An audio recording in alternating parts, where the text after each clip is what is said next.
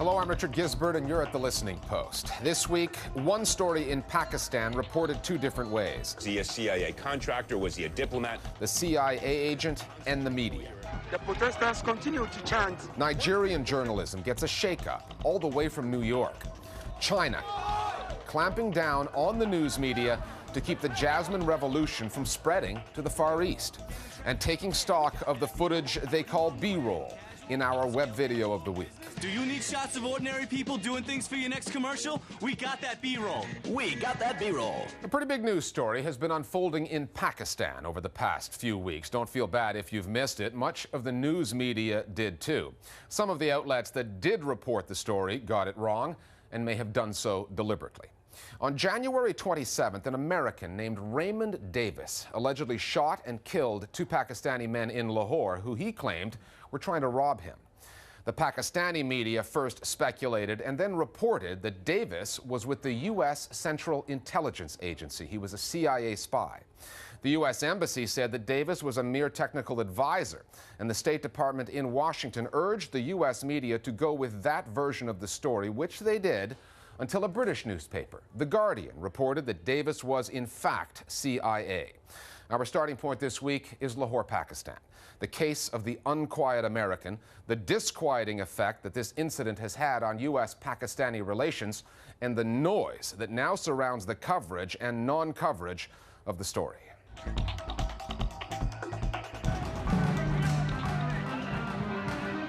Pakistan. Tonight, an American man is in prison there accused of murder. When the story first broke, it was a broad daylight affair. It's just had blanket coverage in the Pakistani media. For the past month, the headlines have been entirely dominated by the Davis issue. Investigations are underway and more facts about the shooting incident are being uncovered. The situation always seemed a bit murky. What had been painfully obvious, that Raymond Davis worked for the CIA, has now been reported. Actually, the CIA connection was not obvious, not in the American media, because they did not report it until February 21st, 25 days after the killings and weeks after the Pakistani media were saying the shooter worked for American intelligence.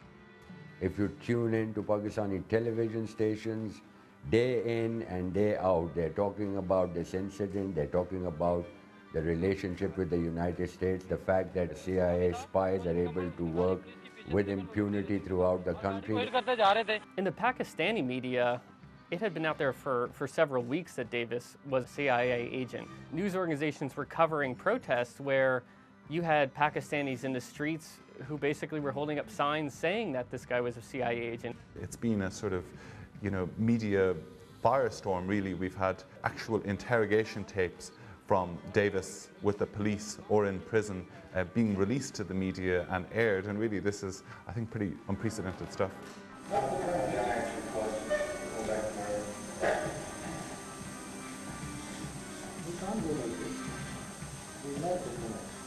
Initially, the Pakistani media's coverage ranged from the resourceful to the speculative to the bizarre. Reports that Davis was recruiting for the Pakistani Taliban, even supplying al-Qaeda with nuclear material. The Pakistan media, in my view, has really been irresponsible in covering this. It's really infotainment. They bring on provocative guests who make a number of spurious arguments that are very much targeted to inflame and to arouse sentiments. You could say the CIA, I had a weather machine that made it snow in Lahore, and there's going to be someone that's going to buy that story. But for all their editorial excesses, at least the Pakistani media were reporting the story with the CIA angle, which raised once again the problematic relationship that exists between Washington, Islamabad, and two intelligence communities that do not trust each other. The media is playing a leading role in putting pressure on the government. Had the media not discovered this case, the government possibly would have made some sort of a compromise with the Americans, let Raymond Davis go. But the media itself is now putting everything back on the front. It wants the government to be on a back foot. It wants the government to answer.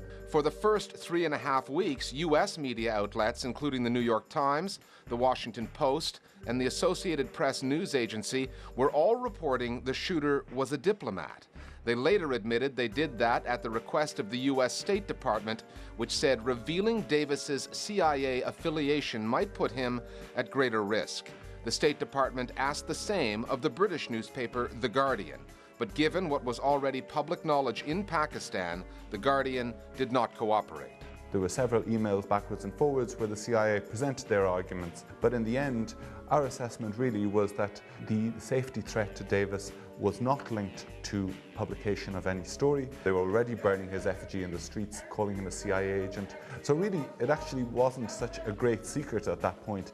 There was also a sense that perhaps the CIA was using this safety argument as an excuse to have him released as a diplomat.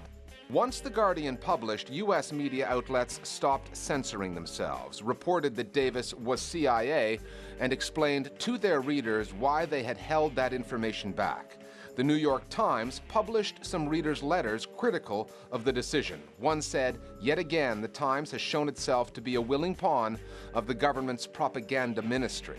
The paper defended the decision through its public editor, who wrote the Times did the only thing it could do.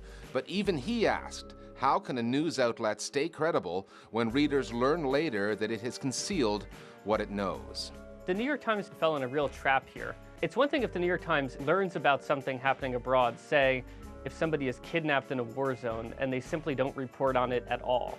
But what the New York Times did is they tried to continue covering the story and publishing the statements from the US government saying he was only a diplomat, and ignoring or not giving much credence to reports in the Pakistani press that he was a CIA agent.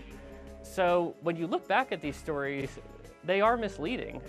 It was certainly gratuitous. It didn't fool anyone, but it also meant that any claim that the US government would then make from that point onward dubious, because they were in fact trying to use the media to conceal information about Mr. Davis.